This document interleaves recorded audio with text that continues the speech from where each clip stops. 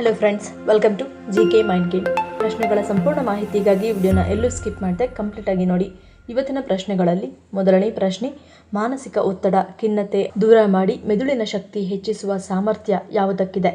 Options: A ಸೀಗಡಿ, B ಬೆಲ್ಲ, C pulao ಎಲೆ, ಡಿ ಏಲಕ್ಕಿ.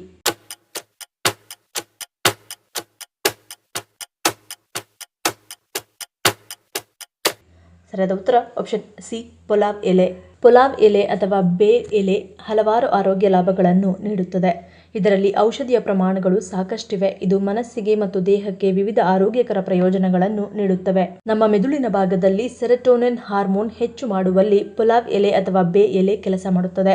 ಇದೊಂದು ಸಂತೋಷಕರ ಹಾರ್ಮೋನ್ ಆಗಿದ್ದು ನಮ್ಮನ್ನು ಮಾನಸಿಕ ಒತ್ತಡ, ಮಾನಸಿಕ ಖಿನ್ನತೆ ಮತ್ತು ಆತಂಕದಿಂದ ದೂರ ಮಾಡುತ್ತದೆ.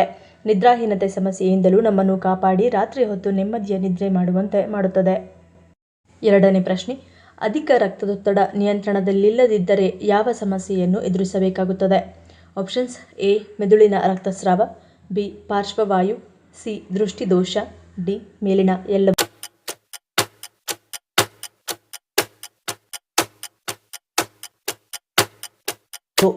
ಸರಿಯಾದ ಉತ್ತರ ಆಪ್ಷನ್ ಡಿ ಮೇಲಿನ ಎಲ್ಲವೂ. ಅಧಿಕ ರಕ್ತದೊತ್ತಡವು ಹೃದಯ, ಮೆದುಳು, ಮೂತ್ರಪಿಂಡಗಳು ಮತ್ತು ಕಣ್ಣುಗಳಂತಹ ಅಂಗಗಳಿಗೆ ಹಾನಿಯನ್ನುಂಟು ಮಾಡುತ್ತದೆ.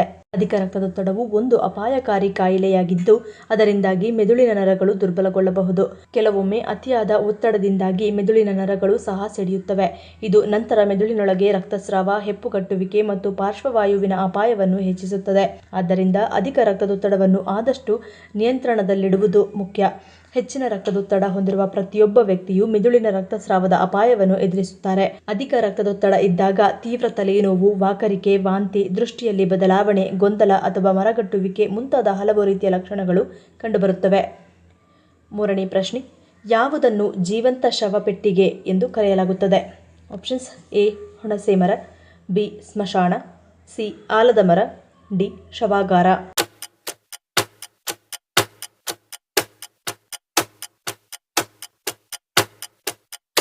ಸರಿಯಾದ ಉತ್ತರ ಆಪ್ಷನ್ ಸಿ ಆಲದ ಮರ.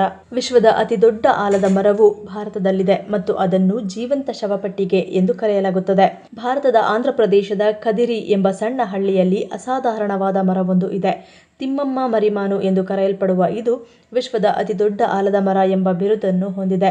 ವಿಶಾಲವಾದ ಪ್ರದೇಶದಲ್ಲಿ ತನ್ನ ವಿಶಾಲವಾದ ಶಾಖೆಗಳನ್ನು ಹರಡಿರುವ ಈ ಪುರಾತನ ಮರವು ಎಲ್ಲರನ್ನೂ ವಿಸ್ಮಯಗೊಳಿಸುತ್ತದೆ, ವಿಶೇಷವಾಗಿ ಪ್ರಕೃತಿ ಪ್ರೇಮಿಗಳು ಮತ್ತು ವಿಜ್ಞಾನಿಗಳು. ಆದರೆ ಅದರ ಗಾತ್ರವು ಕೇವಲ ಪ್ರಭಾವಶಾಲಿಯಾಗಿಲ್ಲ, ಅದರ ವಯಸ್ಸು, ಇತಿಹಾಸ ಮತ್ತು ವಿಶಿಷ್ಟ ಬೆಳವಣಿಗೆಯು ನೈಸರ್ಗಿಕ ಪ್ರಪಂಚದ ನಿಜವಾದ ಅದ್ಭುತವಾಗಿದೆ. ನಾಲ್ಕನೇ ಪ್ರಶ್ನೆ, ಸಂಧಿವಾತ ಮತ್ತು ಮೂರ್ಛೆ ರೋಗದಂತಹ ಸಮಸ್ಯೆಗಳಿಗೆ ಹುಲಿಯ ಮೂತ್ರವನ್ನು ಬಳಸುವ ದೇಶ ಯಾವುದು? Options: A China, B Bhutan, C Thailand, D Japan.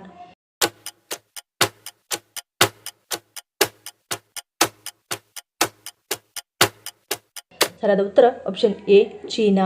China ದೇಶದಲ್ಲಿ ಹುಲಿಯ ಮೂತ್ರವನ್ನು ಮಾರಾಟ ಮಾಡಲಾಗುತ್ತದೆ. ದಿ ಆನ್ ಬಿಫೆಂಗ್ಶಿಯಾ ಮೃಗಾಲಯವು ಹೆಚ್ಚಿನ ಸಂಖ್ಯೆಯ ಹುಲಿಗಳನ್ನು ಹೊಂದಿದೆ. ಈ ಮೃಗಾಲಯದಲ್ಲಿರುವ ಹುಲಿಗಳು ಪ್ರತಿದಿನ ನಿಗದಿತ ಪ್ರದೇಶದಲ್ಲಿ ಮೂತ್ರ ವಿಸರ್ಜಿಸುತ್ತವೆ. ಪ್ರತಿದಿನ ಒಂದು ಬಾರಿ ಮೂತ್ರವನ್ನು ಸಂಗ್ರಹಿಸಿ ಇಡಲಾಗುತ್ತದೆ. ಮೂರ್ಛೆ ರೋಗ ಮತ್ತು ಸಂಧಿವಾತದಂತಹ ಆರೋಗ್ಯ ಸಮಸ್ಯೆಗಳನ್ನು ಹುಲಿ ಮೂಳೆಗಳಿಂದ ಗುಣಪಡಿಸಬಹುದು ಎಂಬುದು ಚೀನಾ ವೈದ್ಯಕೀಯ ಗ್ರಂಥಗಳಲ್ಲಿ ಉಲ್ಲೇಖಿಸಲಾಗಿದೆ. ಆದರೆ ಚೀನಾದಲ್ಲಿ ಹುಲಿ ಮೂಳೆಗಳ ಬಳಕೆಗೆ ನಿಷೇಧವಿದೆ. ಆದ್ದರಿಂದ ಇಲ್ಲಿ ಮೂರ್ಛೆ ರೋಗ ಮತ್ತು ಸಂಧಿವಾತದಂತಹ ಆರೋಗ್ಯ ಸಮಸ್ಯೆಗಳನ್ನು ಗುಣಪಡಿಸಿಕೊಳ್ಳಲು ಹುಲಿಯ ಮೂತ್ರವನ್ನು ಬಳಸಿಕೊಳ್ಳಲಾಗುತ್ತದೆ. ಐದನೇ ಪ್ರಶ್ನೆ, ದುಬೈಗಿಂತಲೂ ಕಡಿಮೆ ಬೆಲೆಯಲ್ಲಿ ಚಿನ್ನ ಸಿಗುವ ದೇಶ ಯಾವುದು? Options: A Bhutan, B Germany, C Namibia, D Switzerland.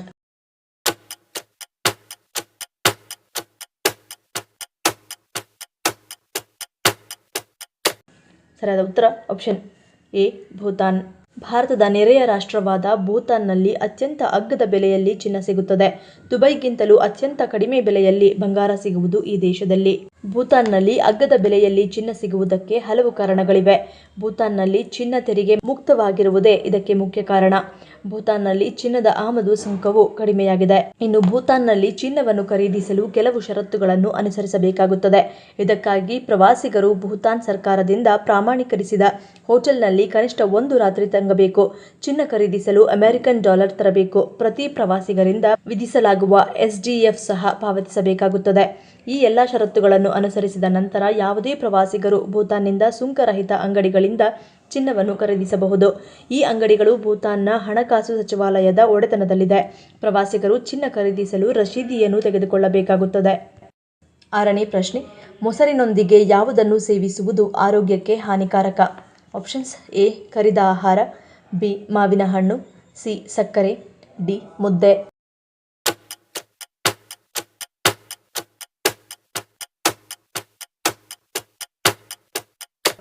ಸರಿಯಾದ ಉತ್ತರ ಆಪ್ಷನ್ ಎ ಮತ್ತು ಬಿ. ಮನೆಯಲ್ಲಿ ತಯಾರು ಮಾಡುವ ಎಣ್ಣೆಯಲ್ಲಿ ಕರಿದ ಆಹಾರಗಳು, ಪರೋಟ, ಚಪಾತಿ, ಪೂರಿ ಇವುಗಳು ಹಾಗೆ ತಿನ್ನಲು ಚಂದ. ಆದರೆ ಮೊಸರಿನ ಜೊತೆ ಇವು ಹೊಂದಿಕೊಳ್ಳುವುದಿಲ್ಲ. ಎಣ್ಣೆ ಜಿಡ್ಡು ಹೆಚ್ಚಾಗಿರುವ ಆಹಾರಗಳನ್ನು ಮೊಸರಿನ ಜೊತೆ ಯಾವುದೇ ಕಾರಣಕ್ಕೂ ಸೇವಿಸಬಾರದು. ಹಾಗೂ ಮಾವಿನ ಹಣ್ಣಿನ ಬಗ್ಗೆ ನಿಮಗೆ ಬೇರೆ ಹೇಳಬೇಕಾಗಿಲ್ಲ. ಮಾವಿನ ಹಣ್ಣು ನಮ್ಮ ದೇಹಕ್ಕೆ ಉಷ್ಣದ ಪ್ರಭಾವ ಉಂಟು ಮಾಡುತ್ತದೆ. ಆದರೆ ಮೊಸರು ಇದಕ್ಕೆ ವಿರುದ್ಧ, ಅಂದರೆ ತಂಪು ನೀಡುತ್ತದೆ. ಹಾಗಾಗಿ ಇವೆರಡನ್ನು ಒಟ್ಟಿಗೆ ಸೇರಿಸಿದಾಗ ಇದು ಅಜೀರ್ಣತೆಯಂತಹ ಸಮಸ್ಯೆಗಳನ್ನು ತಂದೊಡ್ಡುವ ಸಾಧ್ಯತೆ ಹೆಚ್ಚಾಗಿರುತ್ತದೆ. ಮನೆಯಲ್ಲಿ ಪೊರಕೆಯನ್ನು ಯಾವ ದಿಕ್ಕಿನಲ್ಲಿ ಇಡುವುದರಿಂದ ಸಂಪತ್ತು ಹೆಚ್ಚಾಗುತ್ತದೆ? ಆಪ್ಷನ್ಸ್: ಎ ಉತ್ತರ, ಬಿ ಪೂರ್ವ, ಸಿ ದಕ್ಷಿಣ, ಡಿ ಪಶ್ಚಿಮ.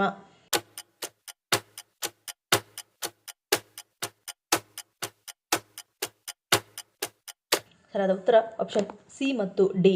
ಪೊರಕೆಯನ್ನು ಯಾರಿಗೂ ಕಾಣದ ಹಾಗೆ ಇಡಿ ಮತ್ತು ದಕ್ಷಿಣ ಮತ್ತು ಪಶ್ಚಿಮ ದಿಕ್ಕಿನ ನಡುವೆ ಇಡುವುದು ಯಾವಾಗಲೂ ಉತ್ತಮ. ಈ ದಿಕ್ಕಿನಲ್ಲಿ ಪೊರಕೆಯನ್ನು ಇಡುವುದರಿಂದ ತಾಯಿ ಲಕ್ಷ್ಮೀ ದೇವಿ ಸಂತೋಷವಾಗಿರುತ್ತಾಳೆ ಮತ್ತು ಮನೆಯಲ್ಲಿ ಸಂಪತ್ತು ಹೆಚ್ಚಾಗುತ್ತದೆ. ಅಡುಗೆ ಮನೆಯಲ್ಲಿ ಪೊರಕೆಯನ್ನು ಇಡಬಾರದು ಮತ್ತು ಎರಡೂ ಪೊರಕೆಯನ್ನು ಎಂದಿಗೂ ಕೂಡಿಸಿ ಇಡಬಾರದು. ಹಾಗೆಯೇ ಪೊರಕೆಯನ್ನು ಎಂದಿಗೂ ನಿಂತಿರುವಂತೆ ಇಡಬಾರದು. ಬದಲಿಗೆ ಯಾವಾಗಲೂ ಪೊರಕೆಯನ್ನು ಮಲಗಿಸಿ ಇಡಬೇಕು. ಒಂದು ದಿನದ ಮಟ್ಟಿಗೆ ಭಾರತದ ರಾಜಧಾನಿಯಾಗಿದ್ದ ಪ್ರದೇಶ ಯಾವುದು? Options: A Simla, B Jaipur, C Bengaluru, D Hyderabad.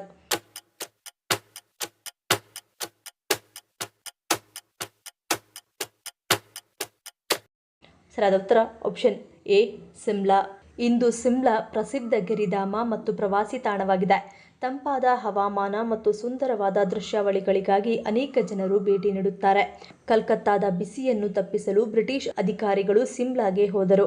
ಗಿರಿಧಾಮದ ತಂಪಾದ ಹವಾಮಾನವು ಬೇಸಿಗೆಯಲ್ಲಿ ಜನಪ್ರಿಯ ಪಾರು ಮಾಡಿತ್ತು. ಸಿಮ್ಲಾ ಬ್ರಿಟಿಷ್ ಮತ್ತು ಭಾರತೀಯ ನಾಯಕರಿಗೆ ಪ್ರಮುಖ ನಗರವಾಗಿತ್ತು. ವಸಾಹತುಶಾಹಿ ಆಳ್ವಿಕೆಯಲ್ಲಿ ಇಲ್ಲಿ ಪ್ರಮುಖ ನಿರ್ಧಾರಗಳನ್ನು ತೆಗೆದುಕೊಳ್ಳಲಾಯಿತು. ಸಿಮ್ಲಾ ಆಗಸ್ಟ್ 15, 1947ರಂದು ಒಂದು ದಿನದ ಮಟ್ಟಿಗೆ ಭಾರತದ ರಾಜಧಾನಿಯಾಯಿತು. ಇದು ಭಾರತಕ್ಕೆ ಸ್ವಾತಂತ್ರ್ಯ ದೊರೆತ ನಂತರ ಮತ್ತು ಬ್ರಿಟಿಷರು ತೊರೆದ ನಂತರ ಸಂಭವಿಸಿತು. ಈ ಸಂಕ್ಷಿಪ್ತ ಬದಲಾವಣೆಯು ಭಾರತ ಸ್ವತಂತ್ರವಾದಾಗ ಅಧಿಕಾರದ ವರ್ಗಾವಣೆಯ ಭಾಗವಾಗಿತ್ತು. ಇದು ಭಾರತದಲ್ಲಿ ಬ್ರಿಟಿಷ್ ಆಳ್ವಿಕೆಯ ಅಂತ್ಯವನ್ನು ಸೂಚಿಸಿತು. ಮಧುಮೇಹ ರೋಗಿಗಳಿಗೆ ಯಾವುದು ಸಂಜೀವಿನಿ ಇದ್ದಂತೆ? ಆಪ್ಷನ್ಸ್: ಎ ಹಲಸಿನ ಬೀಜ, ಬಿ ಬೂದುಗುಂಬಳ, ಸಿ ಬಾಳೆಕಾಯಿ, ಡಿ ಸುವರ್ಣಗೆಡ್ಡೆ.